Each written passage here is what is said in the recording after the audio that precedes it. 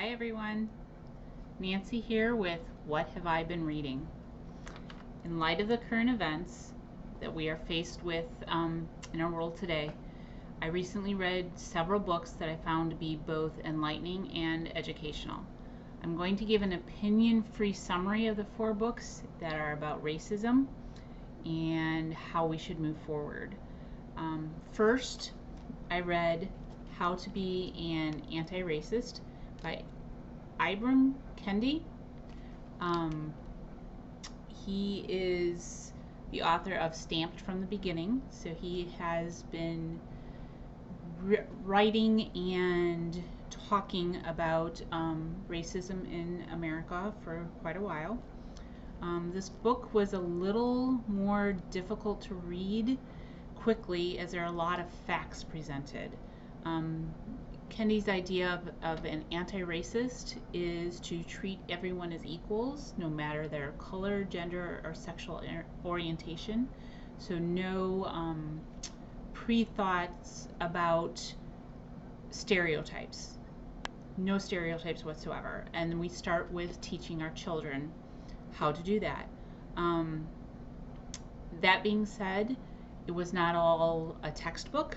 It was also peppered with stories of his personal life experiences.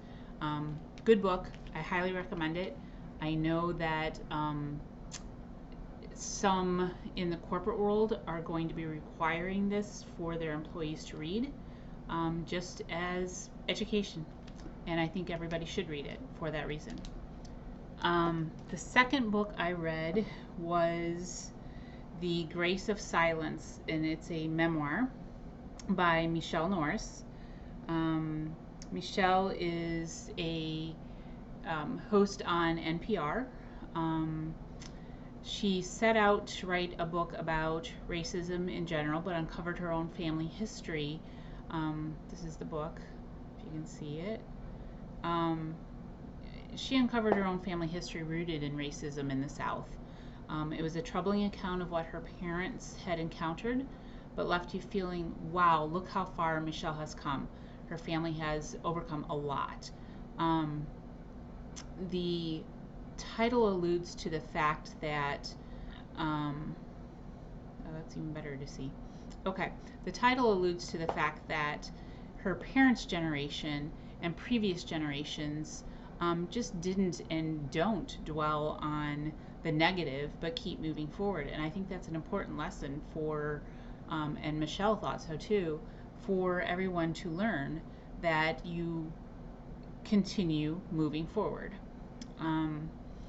So, great book. It read like a novel, so it was easy to read. The third book that I read was The New Jim Crow, Mass Incarceration in the Age of Colorblindness. This one was originally written in 2010.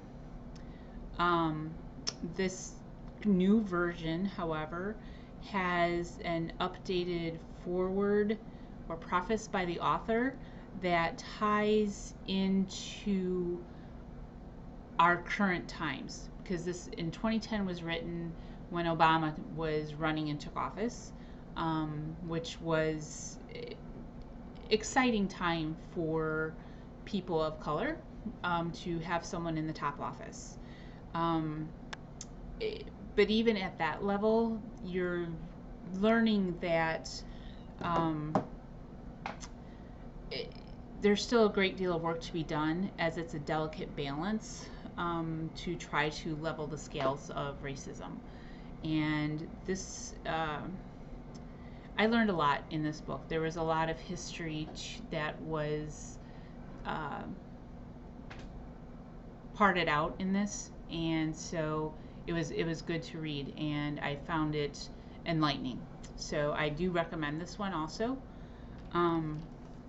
The last book I read is the newly released Our Time Is Now by Stacey Abrams.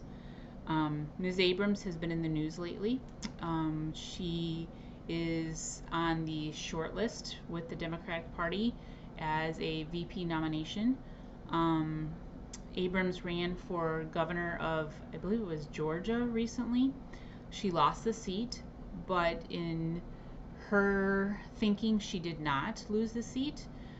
There is a lot of corruption when it comes to voting, especially in the South when you're a person of color. And I had no idea. I was amazed by the amount of corruption that still happens, the amount of votes that aren't counted. It's the message in here is that we all need to take a stand, and the only way to do that is going forward to vote. So it's important to get out and register to vote. It's important to actually go out and vote, and that is how change is going to happen. So very good book, highly recommend that one. And after having read these four, I realized I should have read them in a different order. First, I should have read The Grace of Silence, the memoir, just to get a feel for what people encountered. The second I should have read was The New Jim Crow. That was very educational and gave me a lot of basis for the next book, which in the next order should have been How to Be an Anti-Racist. I would have understood that one better had I read The New Jim Crow first. And finishing with Our Time Is Now, that's how I should have read them in order. So if you do decide to read these, one or any of them, because you don't have to read all four of them, I just was immersing myself in this, and so that's how I would have read it. I do hope that you will take the time to read at least one of them. They are all thought-provoking and eye-opening, especially living in the times that we find ourselves. So, as always, all of these books are available through our library and either on the Overdrive or Libby apps, or even Hoopla. Please remember to stay safe, stay home, and read.